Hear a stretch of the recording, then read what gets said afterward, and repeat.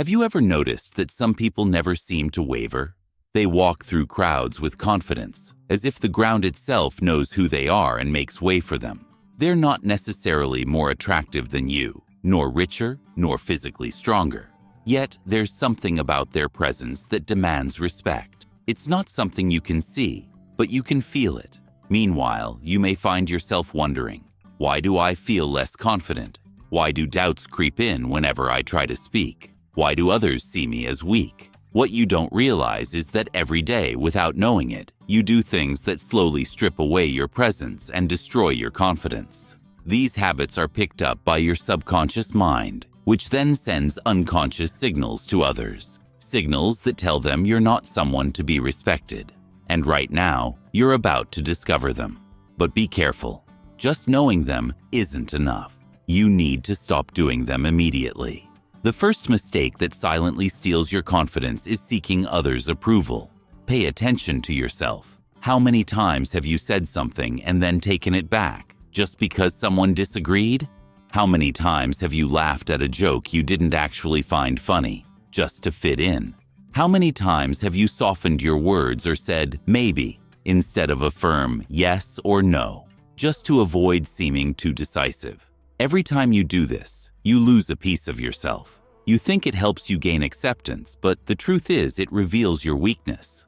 A person who needs others' approval to feel good about themselves is, in a way, admitting that they don't truly believe in their own worth. And here's the irony. The more you chase approval, the less you get it. People respect those who don't fear being themselves, even if others don't like them.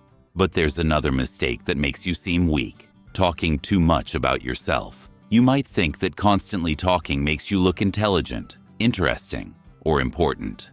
You may believe that sharing every detail about your life, achievements, and thoughts will make people see you as valuable.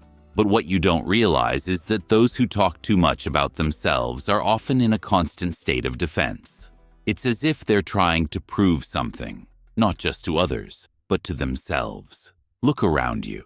You'll notice that the people who talk the most about themselves are often the ones who feel the most insecure. They fear being undervalued. They believe their worth depends on how much others are convinced of it. They over-explain their opinions because they're afraid of rejection. They constantly list their accomplishments because they fear others won't see them as enough. They try to convince people they're strong, when in reality, they're trying to convince themselves first. A truly confident person doesn't need to convince anyone of anything. They don't need to prove their worth with words, because their presence alone is enough to be felt. Look at truly powerful individuals. Their presence commands respect without them having to be loud. When they speak, they do so clearly and with as few words as necessary. Yet, every word they say carries weight. Every sentence is precise, like an arrow that hits its target. They don't talk just for the sake of talking. They don't seek attention because they understand that power isn't in how much you say, but in what you say.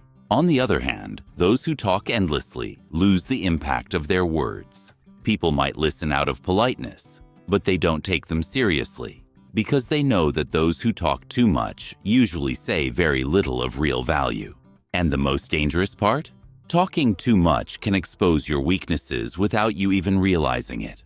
When you overshare, you give people the chance to analyze you. Without meaning to, you reveal your emotions, your triggers, your deepest fears. A master of dark psychology doesn't talk too much, but knows how to make others talk. They don't reveal themselves. Instead, they listen, observe, and analyze every word spoken in front of them. They never put themselves in a position to be manipulated. Rather, they allow others to expose themselves without even realizing it. So before you open your mouth to talk about yourself, pause for a moment and ask, is this information truly necessary? Does it add value? Or am I just trying to prove something?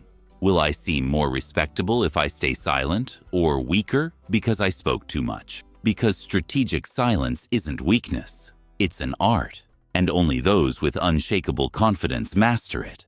But the most dangerous mistake of all? Fearing confrontation. How many times have you been angry because someone crossed the line with you, yet you stayed silent? How many times did you want to say no, but said, okay, just to avoid discomfort?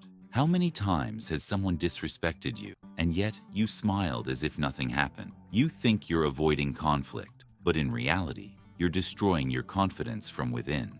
Every time you avoid standing up for yourself, you send a clear message to your subconscious. I'm weak. I can't stand up for myself. And the more you run from confrontation, the more it becomes your default response. Until one day, you find yourself unable to stand up for yourself in even the simplest situation. But don't misunderstand me. True strength isn't about shouting, being aggressive, or picking fights. It's about knowing when to say enough. It's about setting clear boundaries that no one is allowed to cross.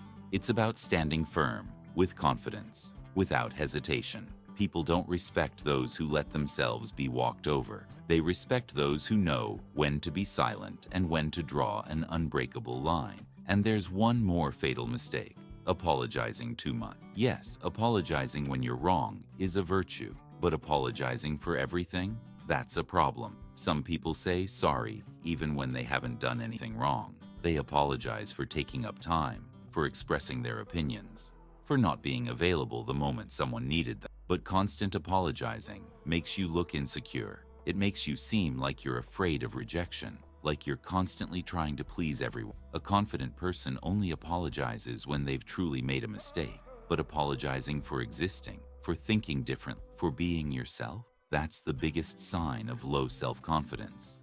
And now, you have two choices. Keep making these mistakes. Keep living in self-doubt, seeking approval, avoiding confrontation, apologizing for everything, constantly holding yourself back. Or stop right now. Because confidence isn't something you're born with. It's something you build. If these words have struck a chord within you, then you're already on the path to change. Don't let this moment pass without taking a step forward. Join our community of ambitious individuals who are building strong minds and unbreakable personalities. Subscribe to the channel and share your thoughts in the comments. We want to hear from you. Together, we make a difference.